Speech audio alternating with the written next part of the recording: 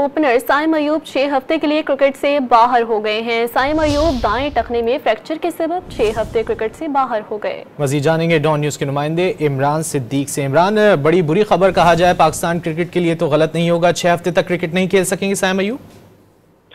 बिल्कुल, देखें कल जो फील्डिंग करते हुए साइम अयूब को इंजरी हुई थी उसके बाद उनके स्कैन्स वगैरह कराए गए थे और आज जब उनकी रिपोर्ट सामने आई है तो उनका फ्रैक्चर जो है वो टखने में सामने आया, जो कि पाकिस्तान क्रिकेट के लिए बहुत बड़ी और बहुत बुरी खबर है क्योंकि चैंपियंस ट्रॉफी 2025 भी पाकिस्तान में होनी है। तो अब तकरीबन 6 हफ्ते तक वो क्रिकेट से जो है वो दूर हो गए हैं, लेकिन ये अरसा मजीद बढ़ सकता है, डिपेंड्स ऑन हिज रिकवरी और फिटनेस जो उनकी होगी।